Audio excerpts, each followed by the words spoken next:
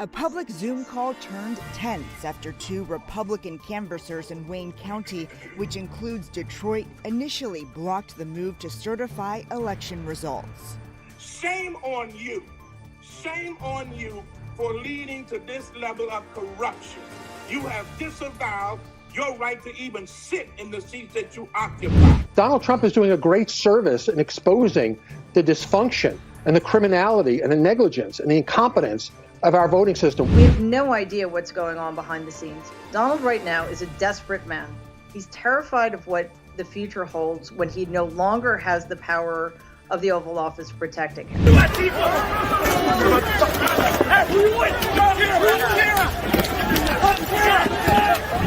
Hi, I'm Sharon Pratt, host of IPPH On Air. IPPH, the Institute of Politics, Policy, and History, housed on the campus of the University of the District of Columbia with the mission of rediscovering the history of Washington, D.C. while drilling down on touchstone issues of the day, issues that have perennially plagued our nation. And because of the consequential nature of this election cycle, IPPH has been hosting for 1 month a special election series. And so today we have our final episode, and that episode is called Democracy on Uncertain, Shaky Grounds. And so welcome to IPPH On Air.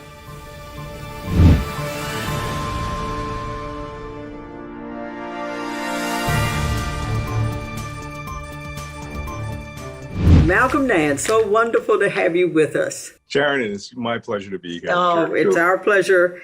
You know, Malcolm Nance is an author.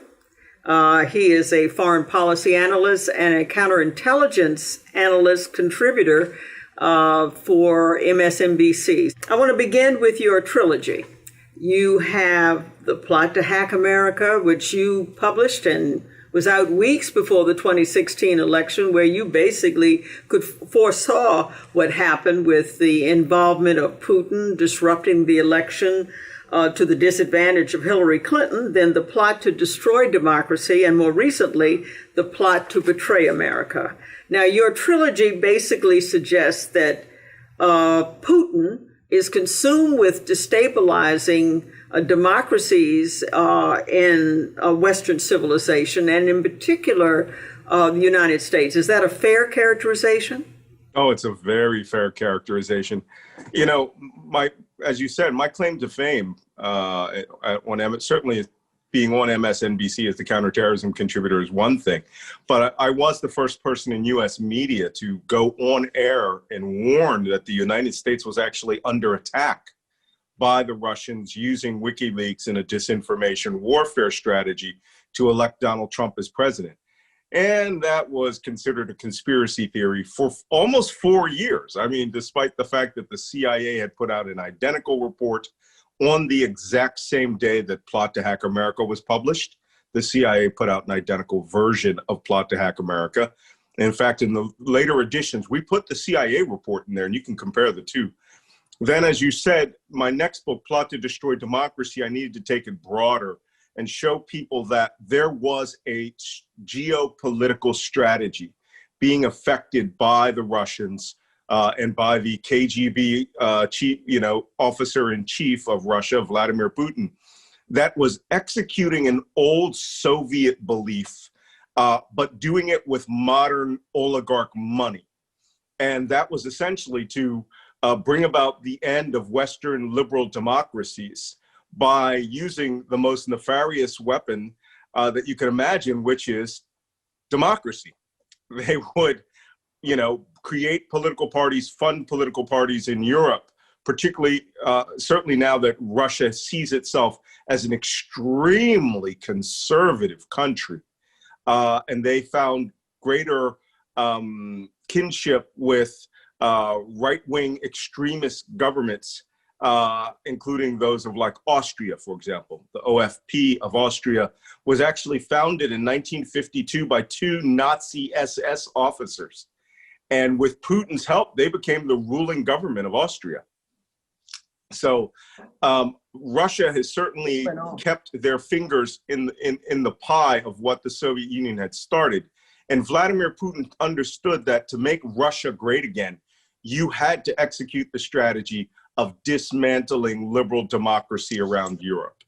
And so Putin actually was nice enough last year to give a speech in which he came out and said that exact thing, that liberal democracy is a failed ideology in the world.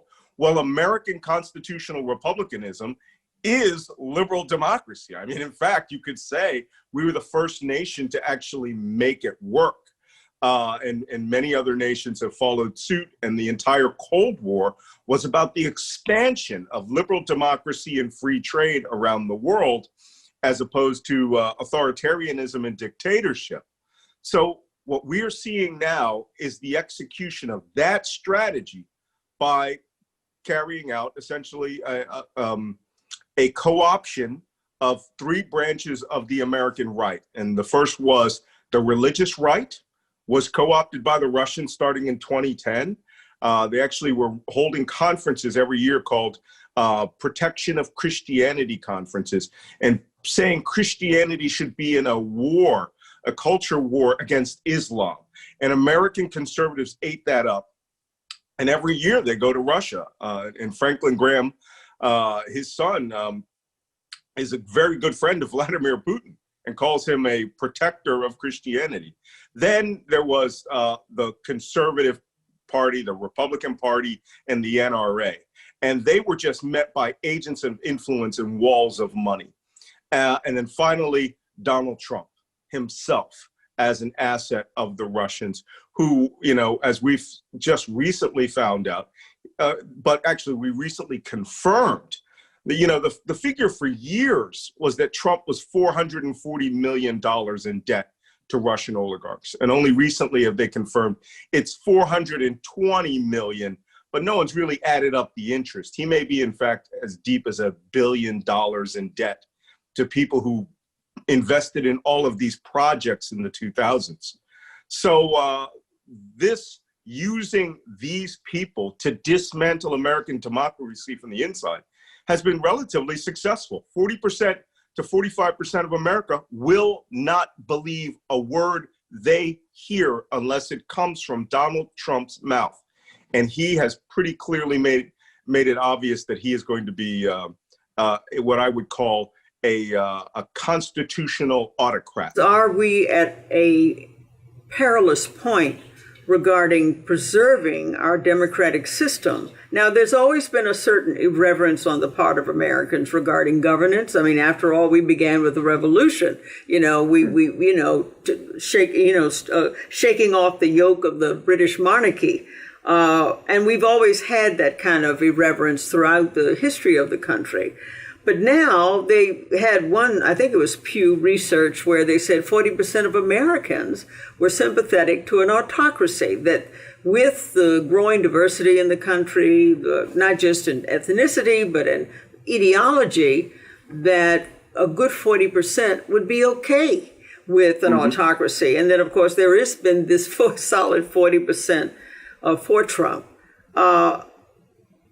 It's pretty unnerving, unsettling to think that there could be a popular vote for Biden that results in an electoral vote, if you count the popular vote appropriately, but that still, with the help of Russia, that one could... Let me put it this way, not reseize power, okay? He could retain power through the destruction of American constitutional republicanism. This is a grave moment, and I do not use that word lightly. I am using it in every sense of the frightening fantasticalness of it. This is a grave moment in American history. Never before has anyone ever truly thought that they would get rid of the system. And again, this is precisely what was being done in Europe, Hungary. They made a big attempt on Italy, Greece, Austria, good pushes towards that in Poland, in Germany, in France, backing the ultra-conservatives. The Russians have been funding these ultra-conservative political groups.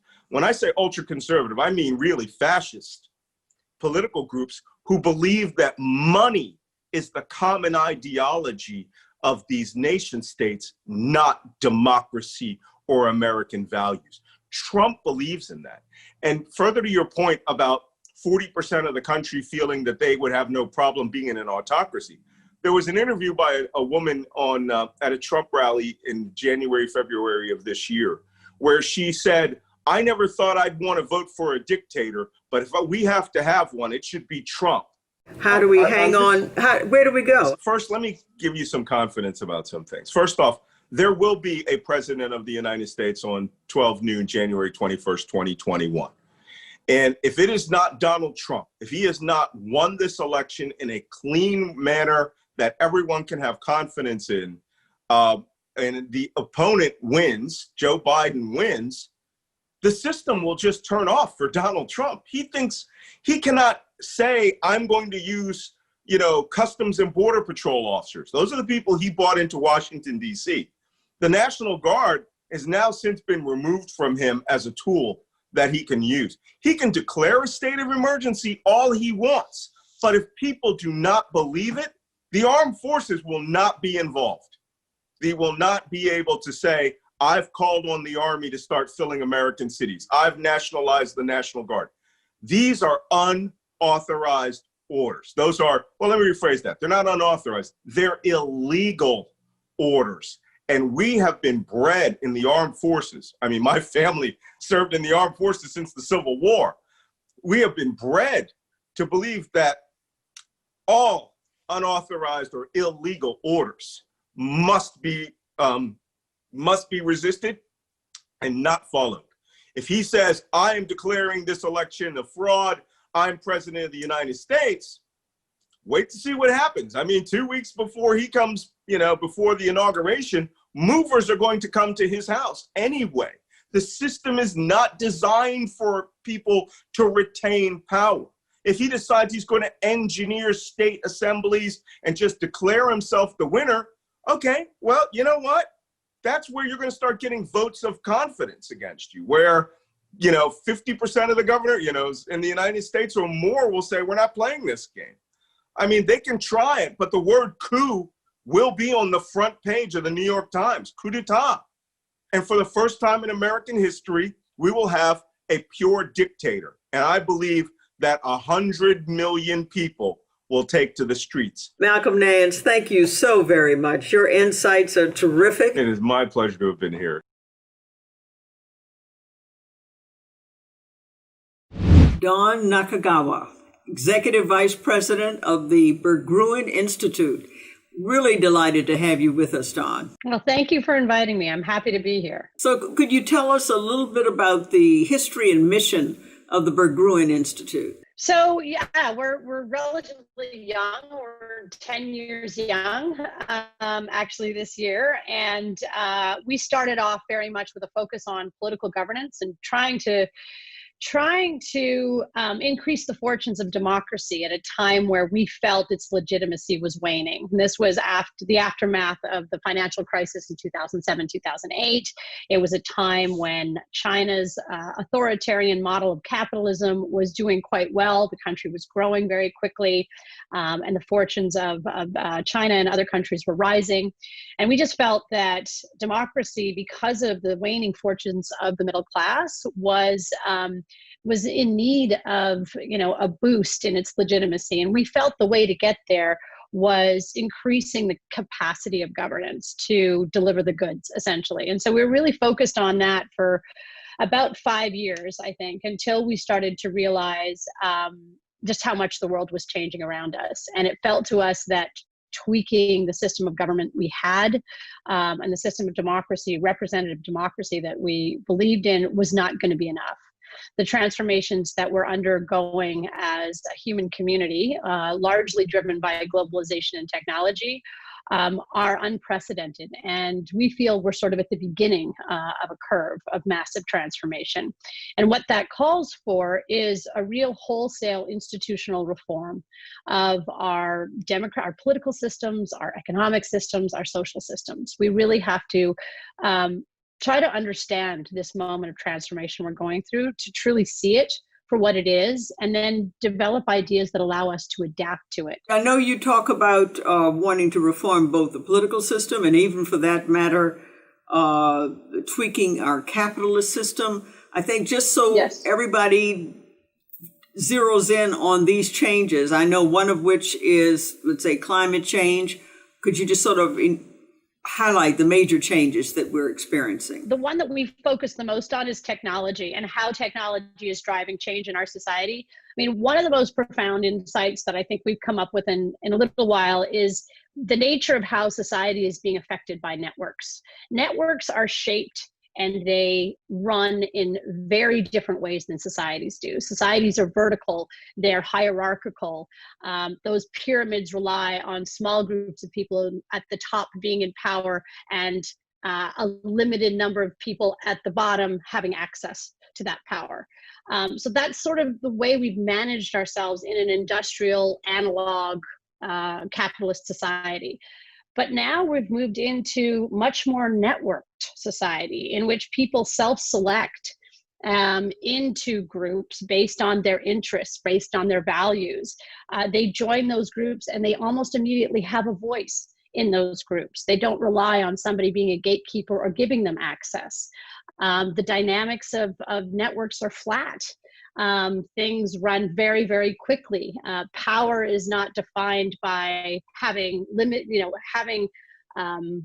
number of people having access to large amounts of information, and few people having access to them. It's actually the opposite of that. It's the people who have the most nodes of interaction and the people who have the most interactions with each other that seemingly are the most powerful. Are you saying that, and I'm not wedded to any of it, but you don't have a two-party system, you're saying? You won't have, I'm not sure what the substitute would be.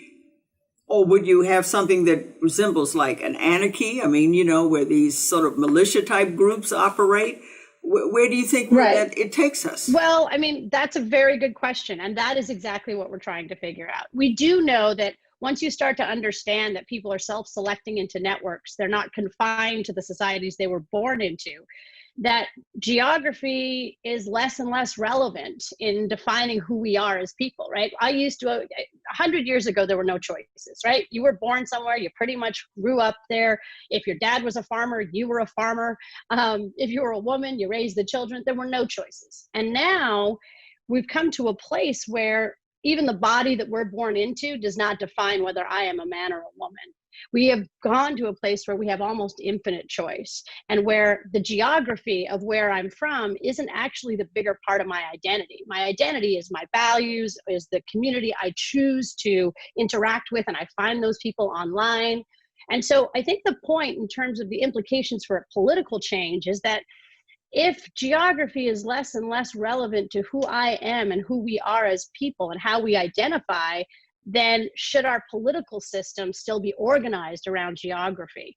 And if not that, then what are the alternatives that we should be looking at? And I don't have answers to what those alternatives are, but I have an instinct that we're going to be moving away from something that's geography based into something perhaps that's more values based. Now, I don't mean that in all different levels. There are, to a certain extent, you're going to live in a city, you're going to live in a community. We have to make decisions together if we're living in the same space, as long as I have a physical body. So politics will, of course, always be partially geographic, but will it also take on a different kind of dimensionality that reflects who we choose to be? Yeah, even the role of social media in politics has changed dramatically. We saw it in the 2008 campaign, really, with Barack Obama, and it played a significant role with Trump. There's little question about it. He was far more effective, frankly, so it would appear, at using, social media. But it's very hard, for having been in government, so hard for those systems to adapt so quickly. But let's go to one of the other issues that you really zero in on, at least in terms of what I've read and saw you at the Kellogg Innovative Conference. You were terrific, is the fact that technology's role in eliminating jobs. And the prediction that 47% of the jobs as we know today could be threatened in 20 years. That's really a profound change. Yeah, it is. And it's something that we're definitely concerned about. And I think there are different dimensions of that problem. I mean, one is, yes, definitely the relationship between capital and labor is changing, because that capital, in terms of robots, in terms of really smart technologies, can now think and do.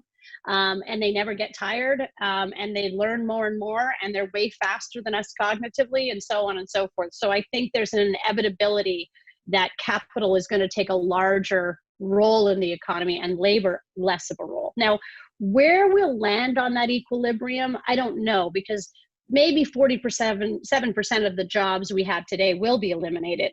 But I have sort of infinite faith in the capacity for humans to reinvent themselves and to find purpose and to stay busy and productive. Throughout time, humans are really good at doing that. And I think we'll continue to find ways to do that. I think the institutional change we need to make, though, is to change our education system and change our culture in some ways. Right now, we penalize people who are not part of the formal economy. We're really pretty ruthless to them. And I think we have to change our minds about what that means, because not everybody is going to have the same kind of role in the formal economy as we did in the past. Well, Andrew Yang, then, I would think, his proposal was something that you would have been, I would think you'd want, intrigue you. The $1,000 a month universal income for everyone. It was a far more, I think, popular with younger people than was it with an older part of the society. But is that the kind of direction you think we've got to take? Well, I think there's probably a short-term sort of, I think that's kind of a short-term solution. The long-term problem is going to be the distribution of wealth, not just income. Yes, we're going to need food in our bellies and roofs over our heads. That is something we're going to need in the short term. But what we've created and what we're still living in, and probably what's getting worse, is this massive concentration of wealth in the hands of very few, with massive numbers of people in the society with almost no access to wealth. That is actually what we've been working on. We're trying to work on something called pre-distribution. We talk about redistribution a lot. Tax the wealthy, give it to the poor. I think that's in a way a kind of a tired conversation. I think the real solution lies in making sure that everybody shares the gains. It's like everybody gets to own a robot. Okay, if my job is going to be replaced by a robot, then I get to own a piece of that robot's productivity forever. Right? And so it's not just income, but it's actually wealth generation. Or a new company is created, and I get, as the society, gets a piece of that, which is then shared with everybody across the society. I think there are ways that we really have to address fundamentally, or else this problem is going to persist. And what UBI does, Universal Basic Income does, it actually just creates a caste system. If forever we've got people who are just receiving $1,000 a month, while 50% of the people are actually still engaged in the formal economy, I think our culture is going to adapt in a way to be pretty ruthless to those who are on UBI while other people participate. So we have to, I think, address wealth inequality. So we have some major, issues in our society. And some of them seem to me have reached sort of an inflection point, and it could be because of these undercurrents, one of which is Black Lives Matter. I mean, race has always been an issue in America, but now it seems at an inflection point. Women have been marching since 1913, but that sort of demand for gender parity is also seemingly reaching an inflection point. The less organized, actually, to me, is something around income inequality, though we saw it expressed in the Sanders campaign, Occupy Wall Street. Those, I guess, what you would say are less about those movements, but they are reflective of this just building energy responding to these seismic shifts. Yeah, I think what you've identified there are absolutely, they're characteristics of the new system we're living in. There's a reason we can actually watch culture shift in real time. We've never been able to do that before. And why? Because we were organized into very carefully maintained hierarchies and pyramids, right? Where those at the top did control the narrative, and they were able to sustain things and cover things up in a way that is no longer tolerable or sustainable. So if you look at how Me Too just took off overnight and changed the conversation, and mighty men who relied on those pyramids to sustain their terrible bad behavior fell very quickly. we never could have seen that 20 years ago. It just wasn't possible. And so what that is, it's networks basically, permeating society and disrupting it. And the same thing we're seeing with Black Lives Matter. It's, the organization of Black Lives Matter probably came about, like 5 or 7 years ago. And they started to get organized and started marching. But suddenly one event, and it just took off like wildfire, and everybody came to the table, and everybody was listening, and everybody was outraged. I just don't think, I think those things are going to continue to happen. Maybe the next one is this, Occupy Wall Street or the inequities in society. I do think you need some cells of organization with a message and an idea in order to carry it when that moment arrives. Like Black Lives Matter was there for us when everybody suddenly, got outraged by this. Right. So you need that. And I'm not sure that exists. I'm just not aware of it. But if it does, perhaps that is the next issue. Or maybe it's climate. Maybe it's young people basically just, tearing down everything we've built because they feel like we've sabotaged their future. Well, I'm going to ask you sort of one last question. All of these new trends are a little disquieting, but exciting at the same time. But one of the things that your institute talks about is in an environment with so much dramatic change, there's such an appetite for the strong man.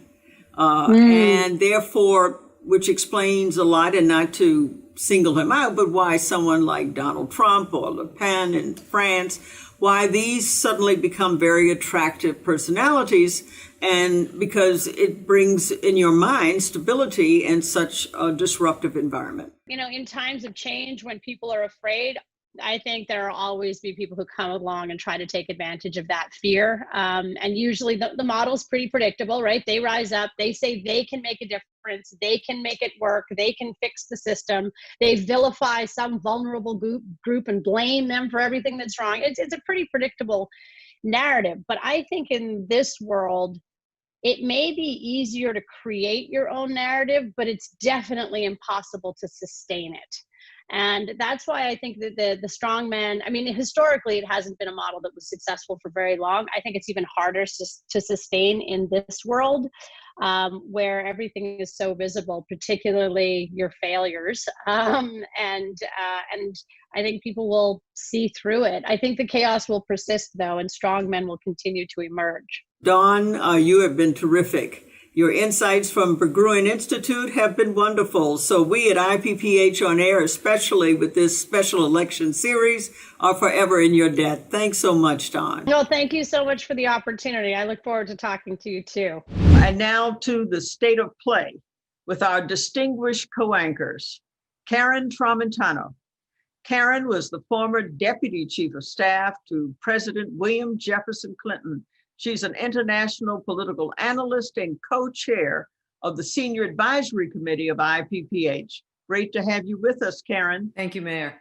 And we also have the Reverend Mark Thompson. Mark is the host of the podcast Make It Plain. He's a regular on MSNBC and a distinguished member of the IPPH Senior Advisory Committee. Welcome, Mark. Thank you, Mayor. Pleasure to be with you again. So since last we spoke, President-elect Biden, and I call him President-elect Biden, as do most people, has racked up even more victories. Most people think, and even Trump, I think, believes that he has 306 electoral votes. The only question is Georgia, and even I think President Trump believes that ultimately Biden will prevail in Georgia. So what is the problem with the Republican leadership? Why is it that they cannot yet acknowledge that Joe Biden is the president-elect? Karen? So it is stunning. I think everybody expected President Trump to do what he's doing, but I think few expected the Republicans to do what they're doing. But in thinking about this, I think this is the most extreme of a trend. When President Clinton was elected, the Republicans were on a mission to discredit his presidency, and that brought about impeachment. When President Obama was elected, McConnell famously said he's going to be one term. and then went along a path of stymieing any legislation that could be done that would actually help people. So I think this is the most extreme. I think we have 4 senators and six House members. Interestingly, of the 6 House members, 4 of them are retiring, and 1 of them lost in the primary. So it's just stunning, and I think now they do want to delegitimize for their own purposes President-elect Biden's presidency. And Mark, do you share Karen's view? And what is the hold that Donald Trump has on them, or is it something other than Donald Trump that causes them not to acknowledge? Well, I wholeheartedly agree with Karen. I think, too, though, I'm reminded of those 2 big words. I may have said this before, those 2 big words Dr. King used at the March on Washington: interposition and nullification. And a lot of people didn't know what those words meant, but they sounded good when Dr. King said it coming out of his mouth because they were big words. What Mitch McConnell and the Republicans have done is master that. And Karen has given a chronological history. This began with the Clinton administration, and frankly, not only was it an attack on Bill Clinton, but an attack on Hillary Clinton for the fear, the paranoia, the phobia that she might run for president one day. We saw the obstruction in the Obama administration. So now what they're doing is somewhat practical for their own interests. They're able to raise money. It's grift. They're able to raise money by suggesting that the election was rigged or somehow tampered with. They may be able to use this to mobilize money and fundraising and votes for the upcoming runoff in Georgia. And they may also be thinking towards 2022. I would suspect they're going to play out this whole scenario of it having been stolen, and that'll remain in the atmosphere for as long as it can, maybe even until 2022, to affect their Senate chances. So this is a party that has mastered the art of disinformation, and all I think they're doing now is trying to do everything they can to make sure it works for them. Well, it has to be working for their constituencies, and you have to ask yourself, I mean, is this in any way still the party of Reagan, or even the party of Bush, or is it a party of grievance? And they may argue, well, the Democrats launched an impeachment against Trump. I mean, is the politics pushing this kind of dynamic, Karen? Well, not that any of us should believe polls anymore, but there was a survey done that said 8 out of 10 Trump voters believed that the election was rigged. And that's stunning, when you look at 8 out of 10 of 70 million. So that's a big number. And, Republicans are always concerned about their numbers. And this is definitely no longer the presidency or the party of Bush. But what the difference is just, in my view, is in volume. Because the subliminal policies of the Republican era in the past, racism, xenophobia, and so on, misogyny, they were all understated but played out. Now they're just playing them out. And I think the scariest aspect, at least for me, is when you have over 50 million people believing that the next president of the United States is not legitimate. We are in a whole different ballgame than the Reagan era or the Bush era. How about you, Mark? Well, I think it also shows how polite we have been as Democrats.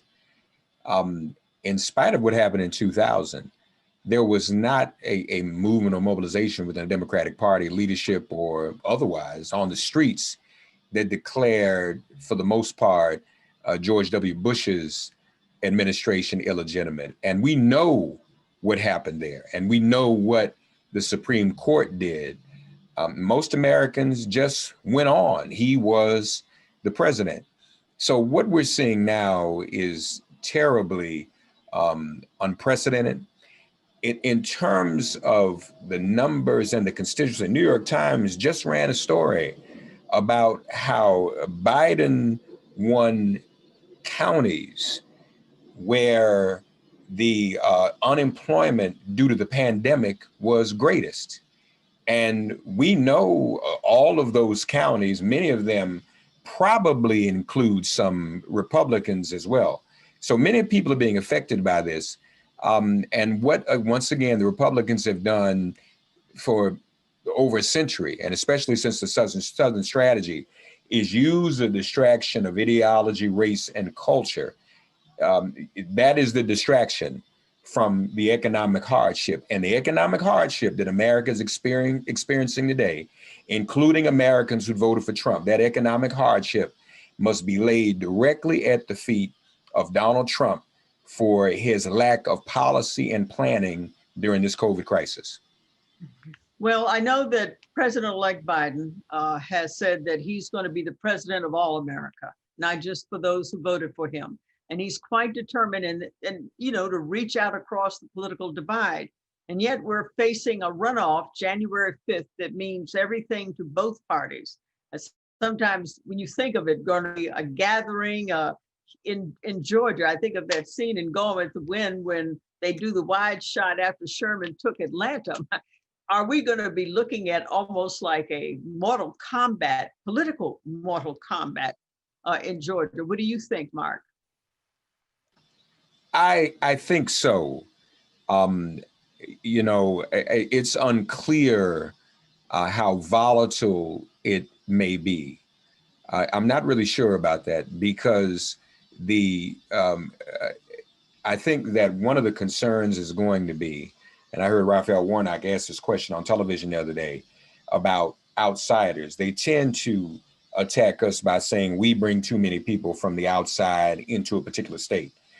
So I'm not sure about that. Now, some of the attacks have already gone, particularly against Warnock for some of his affiliations with people within his own community, prominent people in the African-American community. They want to play that game again of guilt by association. I think with the enormous voter registration that Stacey Abrams and Fair Fight have done, and with what we saw on November 3rd, if African Americans turn out again, liberal to moderate white voters in the electorate, and suburban white women in Georgia, I think they made a big difference. There's a strong chance that they'll win. And it'll be kind of interesting because this ticket of Ossoff and Warnock will end up being as important and possibly as historic as Biden-Harris in the end. Karen, is that your take? And what of the independents? You think Biden was able to win a lot of independents in Georgia? Do you think that'll work in the runoff? So I think that's the key question, Mayor. And I don't know the answer to it, but the challenge for Ossoff and Warnock is steep. There's hundreds and hundreds of thousands of votes that went to the other Republican, which puts Warnock down by about 1.3 million. And there's about 800 to 900,000 votes that were in his race that went to other Democratic candidates. So even if you assume he's going to get everything that's out there that would lean towards him, he's still down. And then similarly, Ossoff is down by less than 100,000 votes. And so where independents are, and if independents are worried about, they like divided government because divided government for them is checks and balances as opposed to nothing happening. Divided government for us is nothing happens. Why do we believe that? Because we just witnessed that, in the last, years of the Obama administration. So independents, I think, are the key to this. White suburban women, as Mark said, and you can, there was a shift down ballot. People who voted for Biden didn't necessarily carry through for Ossoff or for Warner. So I think this is going to be really hard. I've got a lot of faith in Stacey Abrams, though. Well, also, we see a lot of soul searching within the Democratic Party. I don't know if everybody's engaged in soul searching, but there's certainly been a lot of attention to it as to why the Democrats lost net numbers, especially in the House, and certainly didn't sweep in the Senate and lost a lot of races that they thought they would win. And yet we have this hardball environment. Where do you think the Democrats are going to go? Pelosi said she is taking a page out of McConnell's book in terms of what he did with Obama. Do you think that's what she'll do, Mark? Well, I'm not familiar with that specific statement. I don't know.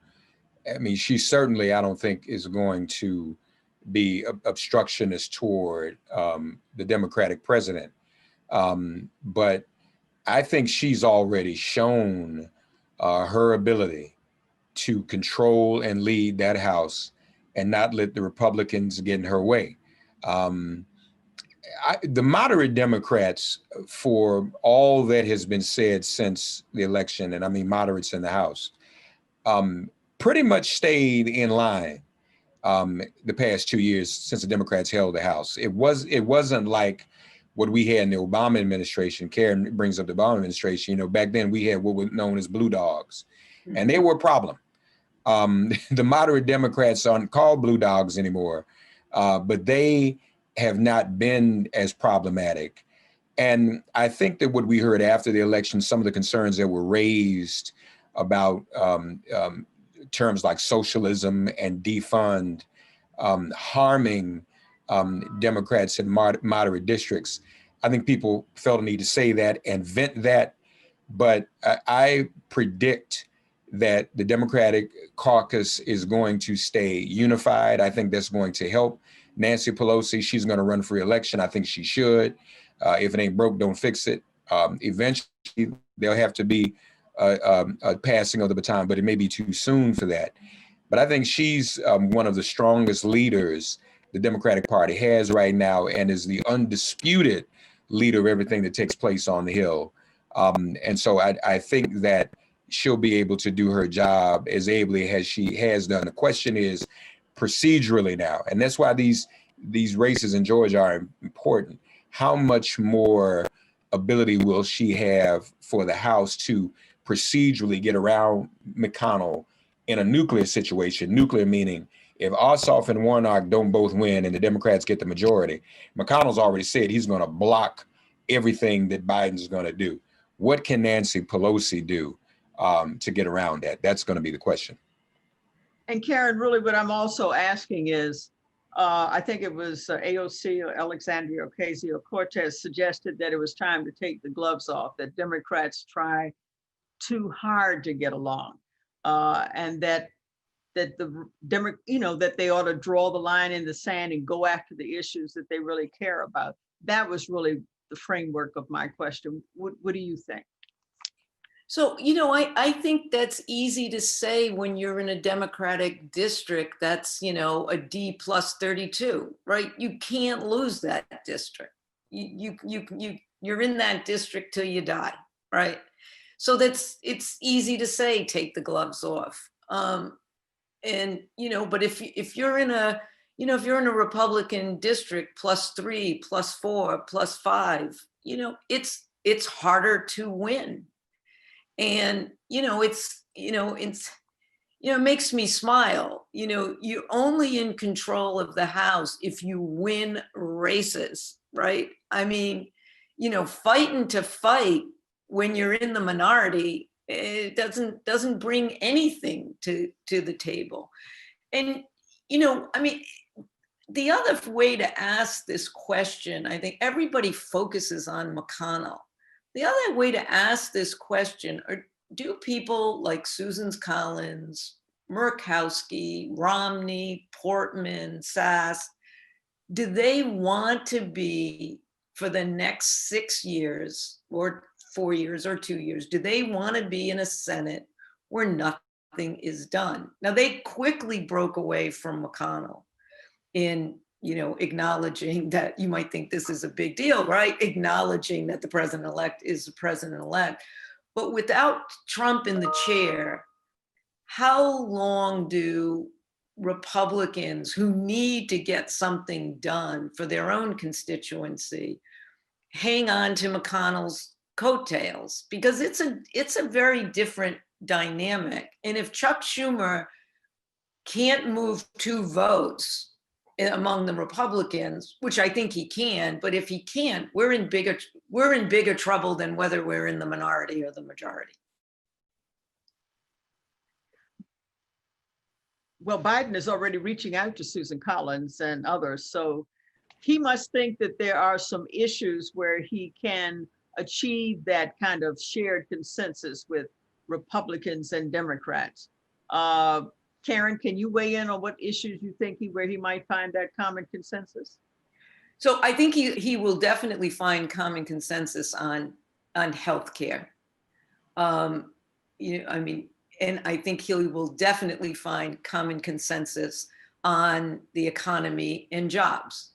Whether you're in Maine or in North Carolina or in Michigan, those are the 2 issues that deserve focus. And I think somebody like Susan Collins wants to get it done. And if you get Susan Collins and a Romney on healthcare, well, Vice President Harris is the deciding vote, right? If you get Murkowski and Collins on jobs in America, then Harris is the point person on that. So I think those are the 2, and I think in national security issues, there's going to be more of a bipartisan consensus. I think we got to stop focusing on McConnell and figure out what our workaround is. No, that sounds interesting. Since we mentioned Harris, Mark, what do you think will be the Vice President-elect's portfolio? I think, frankly, and I'm not sure if this will be it, but I'll tell you what it should be. We do know that the Democrats lost a percentage. We don't know the whole number, but there was a percentage of Black men that were led to believe it was in their best interest either not to vote or to vote for Donald Trump. And of course, they were disproportionately targeted for disinformation and what have you. As a former prosecutor, Kamala Harris and Biden administration is going to have to deal with issues that affect African-American men disproportionately. And that does speak to jobs and unemployment, especially in this COVID economy. It also is going to have to speak to criminal justice. And that's going to be in Democrats' best interest 2 years from now, because we've got to be sure that that constituency is fully back in the fold in 2 years and in 4 years, when we would anticipate a Vice President Harris may run for president, presuming that an 82-year-old Joe Biden wouldn't be running for re-election. So I think that has to be the portfolio. She's also had some unfinished business in the Senate. When it comes to healthcare, and I agree with Karen, issues like healthcare and people crossing over, moderate Republicans crossing over, should be no-brainers. But Senator Kamala Harris was beginning to be more outspoken about healthcare with regard to women's health in total, reproductive health, maternal health, all of that. So I can see her also continuing with that portfolio as well. But Karen, can you name one area where she might be a part of her portfolio, because we're going to wrap up pretty quickly? Well, I tend to agree with Mark on the criminal justice portfolio. You know, the Republicans are trying to own that, and we've got some serious baggage there, and we need a reformulation of our narrative on criminal justice, and it would help her to have another platform on criminal justice other than being a former prosecutor.